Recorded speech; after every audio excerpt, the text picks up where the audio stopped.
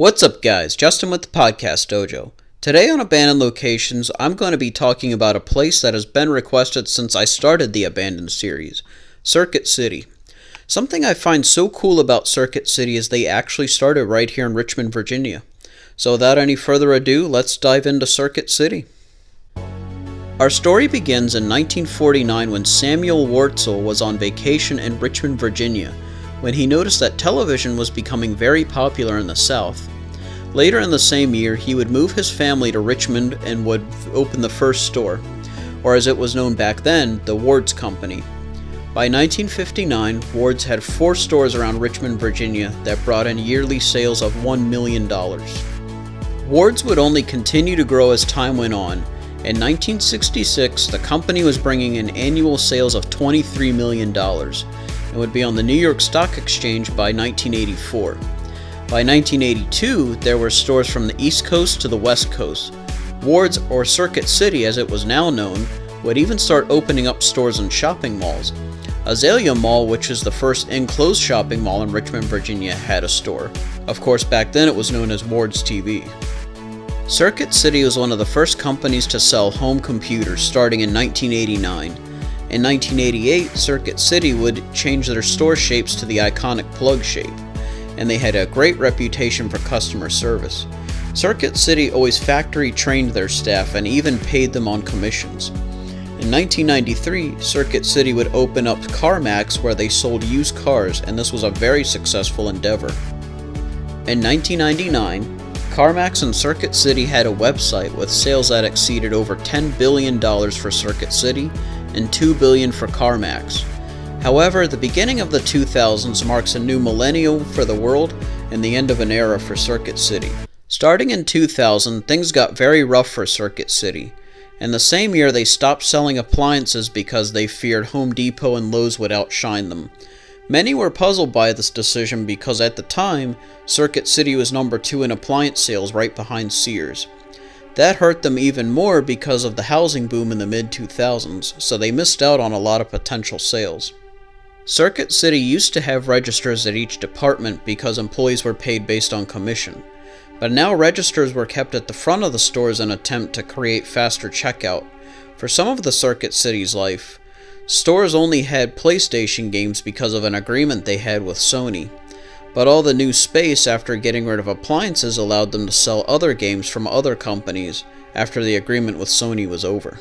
In 2002, Circuit City parted ways with CarMax, and in 2003, employees went from commission pay to a standard hourly rate in an attempt to save the company money.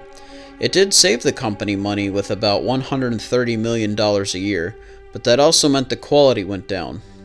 In 2004, Circuit City made an agreement with Verizon Wireless to include full-service Verizon stores inside the Circuit City locations, but this meant they had to stop selling all other cell phone carriers. 2007 marked the year that store closures were announced, starting with 7 American locations and 62 Canadian locations. In February of 2007, Circuit City said goodbye to their 3rd senior executive in 6 months. Later in the same year, the paid wage for employees dropped even more, and eventually over 3,000 layoffs would happen. In April of 2008, Blockbuster was going to bid $1 billion to purchase Circuit City, but later withdrew their bid due to market conditions.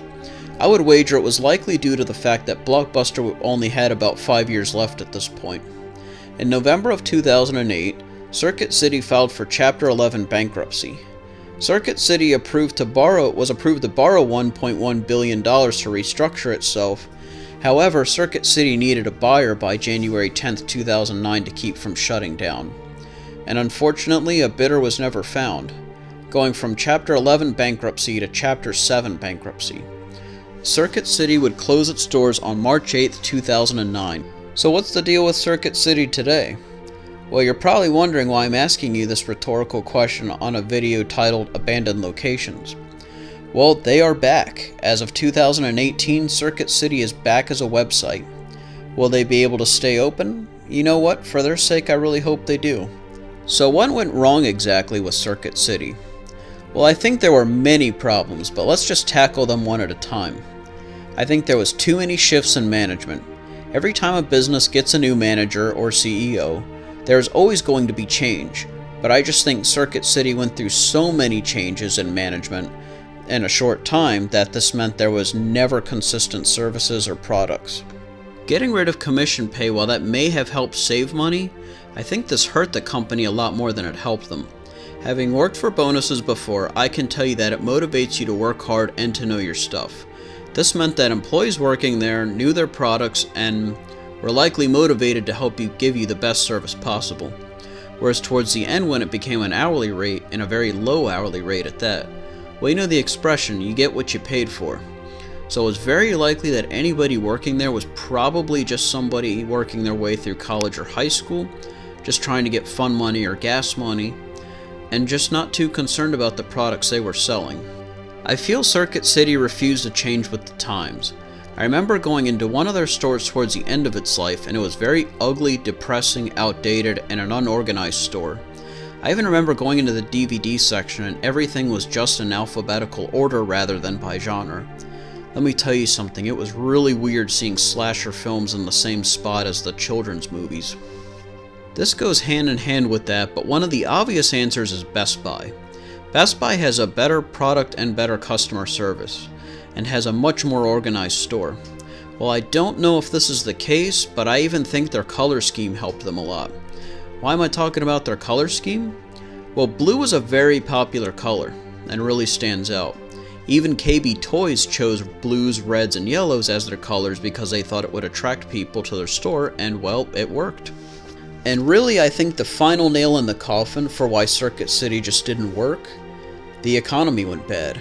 Around the time where they closed their doors, let me tell you something, I lived through that economy and it was pretty bad. I mean, you couldn't even get jobs at like fast food places, or even like waiting tables. That's how bad the economy is. And with that being said, people were likely not going out to get a new computer or new TV unless it was absolutely necessary.